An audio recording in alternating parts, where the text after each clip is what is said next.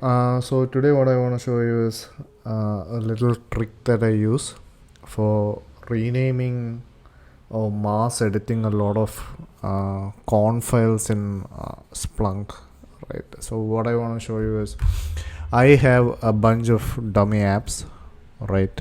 And then the use case here is the customer actually created these apps with a different index, right?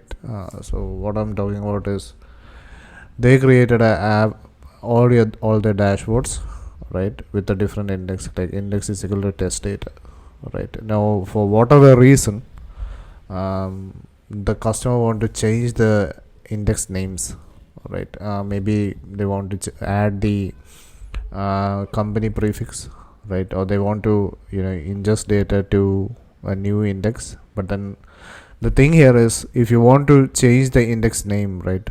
So I created around 15 apps here. So if you want to change the index name, you have to go app by app, right? All the apps have to be renamed. All the save searches have to be renamed. All the inputs have to be renamed, so on and so forth, right? So if you have to do this thing manually, right, it is going to take forever, right? And then there's a chance that you will actually miss out on all the indexes, right? I mean, if you want to do it through the UI, right, there's a chance that you mess up the code, and then when you try to load the app, it doesn't work, right?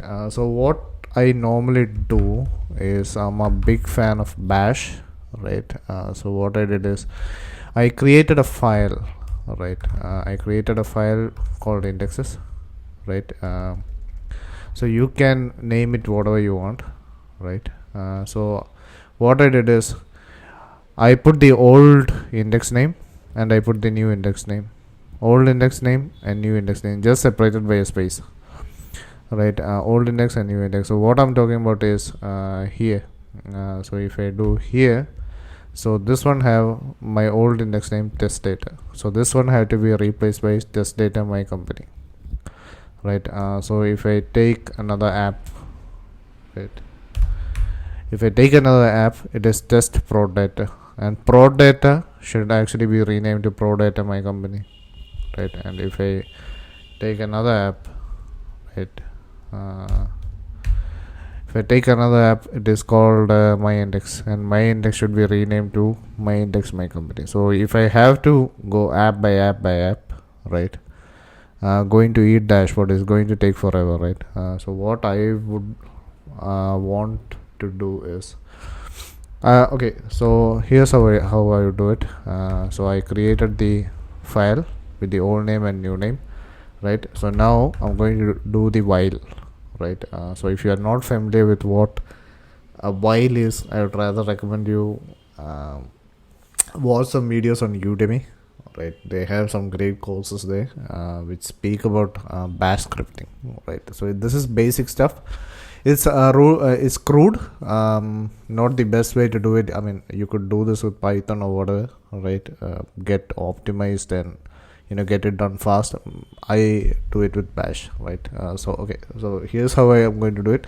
So I do a while and then read, and then what I'm going to do is I am going to define these two as variables, right? While read old and then space and then new, right? That's it. While read old and new, and then a full colon, right, and then do, right? And then I'm going to say find, so dot means here, right, hyphen name. I'm looking for everything with the star.xml extension, right? So star.xml is all your dashboards, right? So this is, like I said earlier, we are replacing all the indexes in the dashboard, right? Find hyphen name star.xml, right? And then what we are going to do is we are going to do exec, right? So basically it means execute, right? Sed, right? And then hyphen I insert is like insert, right? So and then what I'm going to do is double quotes, right, s slash index is equal to dollar old. So we are declaring that variable, right? So we declared the variable earlier, old. Now we are calling that variable dollar old, right? Okay, so let me just escape this, and then I'm going to do that, and then index is equal to let me escape this, and then dollar new, right, g. So basically what I wrote is sed. So this is the sed way of writing things. S index is equal to, I'm escaping the equal character. So if you don't know what this is, you can read up on what regex is all about, right? So we are just escaping the equal thing. We are calling the old variable, again slash part of sed index is equal to, again escaping, and is equal to we are calling the new, which is the variable that we are declaring here, right, and then g, right. So that is done, and then as part of exec, right, I have to write like this.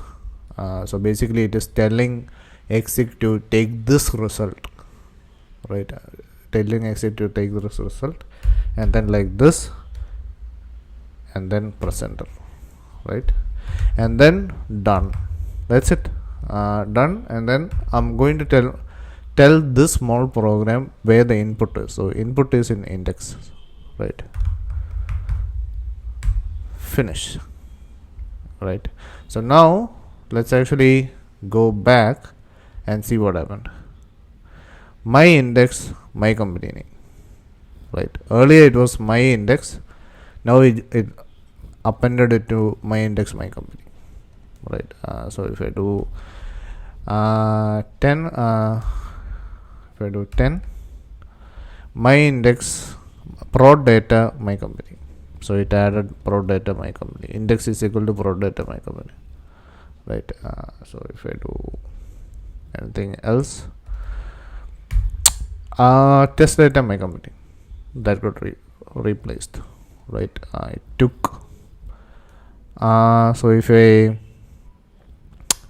I ran a time command, right, so let us run a time command to see how long this took. It took around milliseconds, 15 milliseconds to run the whole thing, right. So if you were supposed to sit here and spend time manually editing this thing, right, it took you around half an hour, right. In a few lines of code you actually replace the whole thing.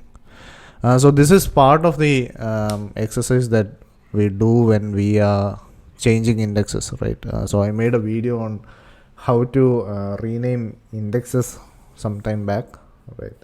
So after you rename the index, you have to change all your dashboards, you have to change all your saved searches, alerts, things like that, right.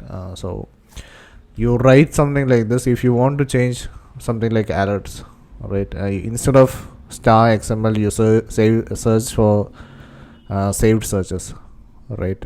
Saved searches, I think in saved searches there is an additional index is equal to double quotes and then the index name. I'm not really sure how that format is, but then you can just write that here, and then you just make sure that you follow this format, right. You just call it like this and call it like this, and then you're good. You have to do this on a Linux box. If you're doing it with a Mac, then there is some it is a bit different. You have to change the format a bit, right, to get the same result. It's pretty much the same. I think you have to add a double quotes somewhere here, and then before -i to run it on a Mac, but then you can just Google how to do the same thing on a Mac, right. Yeah, that is it for now. Leave a comment if you need something written on a written like this, and then I can see if I can help you out. Thanks. We'll speak later.